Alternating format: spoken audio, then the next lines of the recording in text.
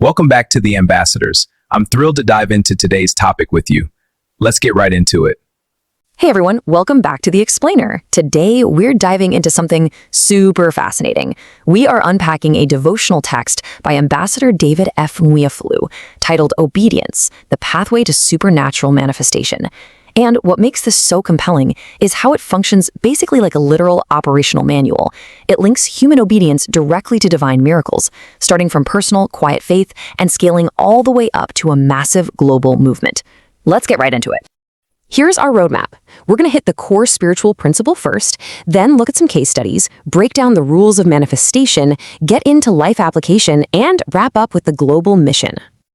All right, section 1, the core spiritual principle, the foundation of miracles. So according to the text, this scripture from Deuteronomy is kind of the anchor for the whole premise. The main idea here? Divine elevation isn't just random, it is totally conditional. Look at that crucial phrase right there, if thou shalt hearken diligently. The author is arguing that listening and obeying are absolute, non-negotiable prerequisites if you want to access supernatural power. Which leads us to the crucial takeaway. Faith isn't just a feeling, it's not passive. In this framework, obedience is the actual practical expression of that faith.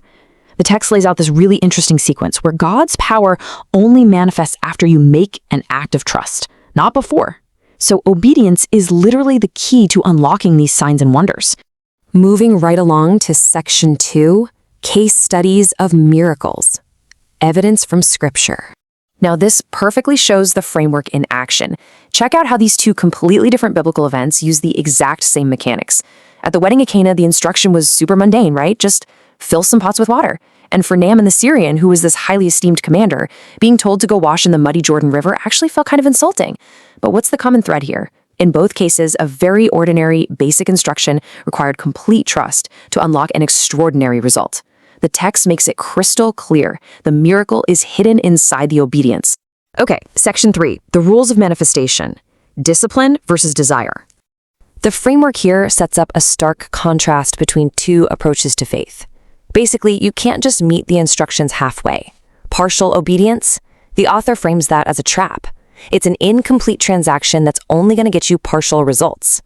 On the flip side, complete obedience, meaning total submission to authority, that is the only key that releases the full manifestation of these divine promises. It puts the believer in perfect alignment. And this is where it gets really interesting. The author actually turns a pretty critical eye on today's culture. There's a sharp critique of the modern church here, stating that a lot of believers want the miracles, the supernatural dividends, but they flat out refuse the discipline of obedience. He really hammers home that you simply cannot separate the desire for the miracle from the discipline of following the instruction. All right, section 4, life application and prayer, putting theory into practice. I want you to pause for a second and consider this exact reflective question from the text. This is where the author bridges the gap between ancient scripture and your actual everyday life right now. The text operates on this bold assumption that you already have pending, ignored, or delayed instructions from God. And identifying those delays, that is step 1 to unblocking the pathway. So how do you resolve that delayed obedience? Well, the author prescribes some immediate, concrete actions. Number 1, act promptly. It doesn't matter how simple or weird the instruction seems, just do it. Number 2, pray specifically for a willing heart to get your steps aligned. And finally, for anyone who hasn't taken this step yet, the text provides a full, comprehensive prayer of salvation, confessing Jesus as Lord, asking to be washed clean, and choosing to become a new creation. This is framed as the ultimate foundational act of obedience. And finally, section 5, global community and mission, expanding the vision. For folks who just took that step and prayed that prayer, the author doesn't just leave them hanging. They're immediately plugged into a digital ecosystem. The text directs them to platforms like Seller to grab foundational ebooks, specifically things like Understanding Born Again and The Power of Prayer and Fasting. These are positioned as essential tools for this brand new journey. Now, here is where the sheer scale of the author's vision just explodes. We go instantly from a quiet, personal prayer in your living room to Operation 500 Million Souls for Christ for All Nations. Spearheaded by the Ambassadors Elite World Outreach, this is a massively ambitious global initiative. The goal? Bringing 500 million people into this exact framework of faith.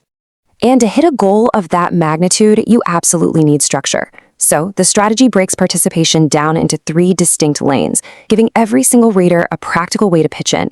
You can jump in as a prayer partner doing daily intercession, you can be a volunteer missionary for actual on-the-ground service, or you can become a kingdom investor, which means providing consistent, cheerful financial backing to fund the vision.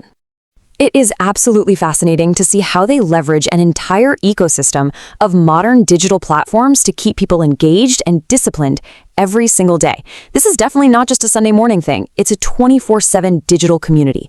The manual gives direct links to highly specific WhatsApp groups. We're talking a midnight prayer group, a tongues declarations group, even an ambassador's business tycoon group. They've cast this huge net across Telegram, Facebook, LinkedIn, YouTube, and TikTok, making sure the message is inescapable and community support is always just a tap away. Now, we aren't going to read through all 22 countries listed in the source text, but this gives you a great idea of the massive international scale of these synchronized daily prayer times. From Nigeria and Israel to the US and Indonesia, the author has built a literal global network. Believers all over the world are logging in at their respective local times to intercede simultaneously. It's a pretty striking example of that coordinated, disciplined obedience we were talking about earlier, put into action on a massive scale. We're going to leave you with the author's provocative final note. After guiding the reader all the way from basic biblical instructions up to a 500 million soul global operation, the text drops this lingering question on you. It challenges you to look at everything we've covered today, the core principle of obedience, prioritizing discipline over desire, and apply it to the ultimate promise of this whole devotional framework. Based on those rules of manifestation we just explored, how are you preparing? Well, that is it for today's Explainer. Thanks so much for hanging out with me and keep exploring the fascinating structures behind the... Thank you for watching. Please share, like, and comment. Your host, God7, David F. Wafulu.